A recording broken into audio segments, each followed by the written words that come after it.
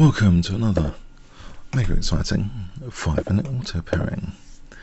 So let's see what happens here. This is like a recent over the board game I've had. I think I'm going to push for an early d4 here, trying to pierce his f4 square. Now, this exchange of queens here would take the sting out of his attacks. I'm going to be a chicken. I'm going to take it. Check. I don't think he should be allowing this sort of thing. I can castle queenside and have a bit of pressure, I think, for nothing.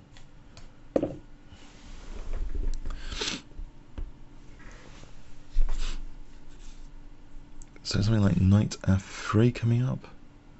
e4, maybe just e4, just fix his pawns.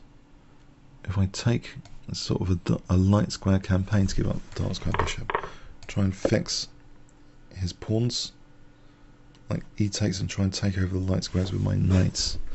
I mean, that's an interesting idea.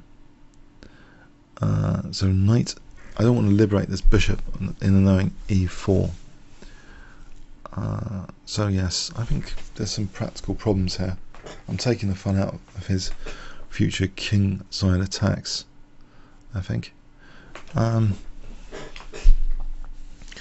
Let's see, king d8. I'm just going to take this pawn. If he takes here, knight takes. It just seems a pleasant enough position. The knight seemed quite nice.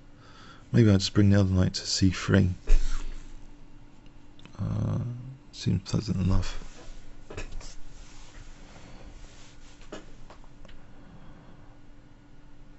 Okay, so this is the question. What does he actually do here? I want to be good on the light squares. That's my ambition for this game. The knight's doing something good on the light squares. Knight d5. What does he do to knight d5?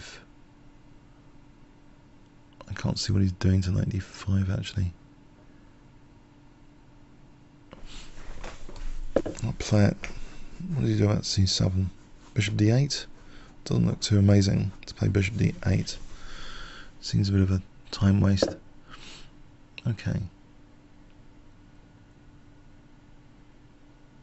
b4, sack a pawn. Fascinating. b4, if I sack a pawn, knight e2 after for knight c3. c6, knight e3. Two bishops versus the two knights. I can play e takes. Bishop takes, knight e3. Knight d3. Maybe I can do an exchange sack there. I'm liberating my bishop, but this d3 square is a pain.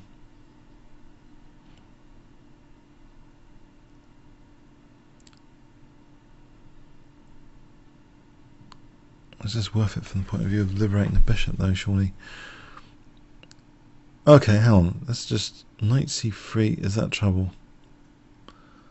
What about just knight f3 here? You can't do everything at once. Knight e4, knight e5, rook out, knight f2.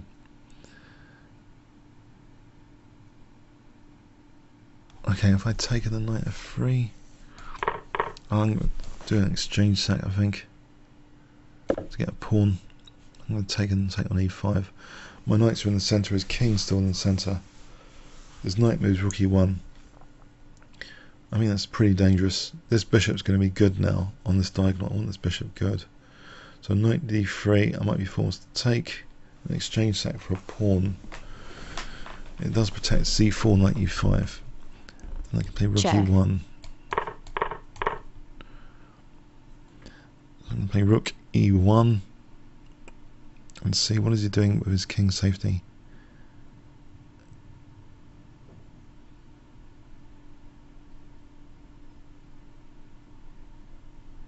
King f8, knight d7.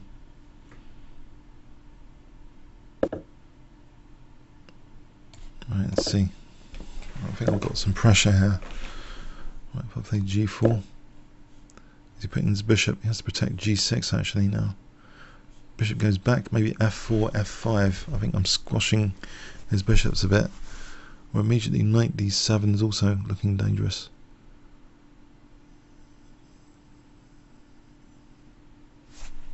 I think this is fair compensation. Alright, it's giving me another pawn for the exchange. That can't be good, because I've got knight g6 here winning the exchange back. Surely. I'm going to get 2 pawns here.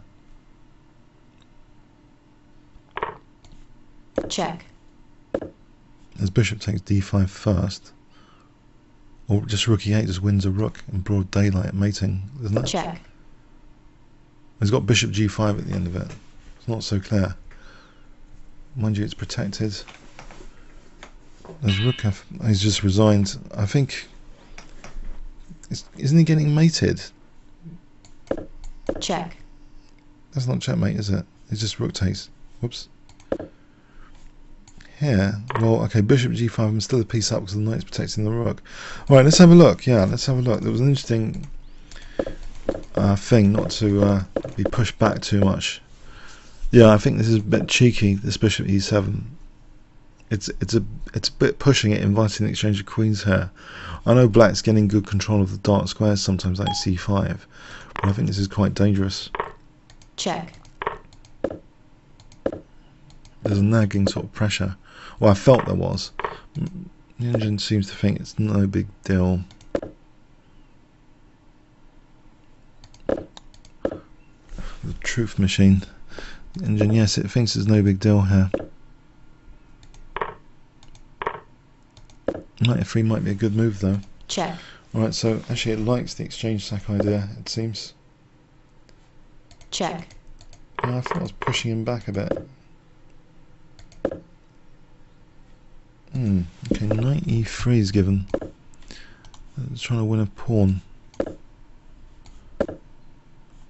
Alright, and he has to give back the exchange because bishop d5. So the way I've played it, okay, that's the disaster move. If he castled, it wouldn't be so bad.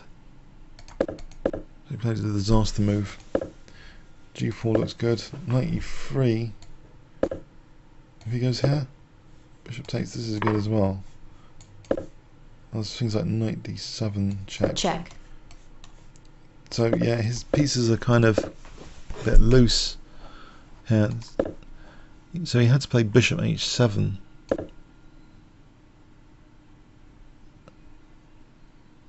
And accept this position. If knight d7, I don't think that's a big deal. King f7. So that was what he had to play, bishop h7. My best move would have been knight f4. It seems on this brief analysis to win the exchange back. Check. I can't be doing too badly. This is just a disaster. Check. Yeah, Check. +4. And the other way is mate, of course. Checkmate. So he'd be losing a piece. Bishop g5 doesn't really help. Check. Because my knight's protecting, thankfully. Alright, interesting game. Comments or questions on YouTube? Thanks very much.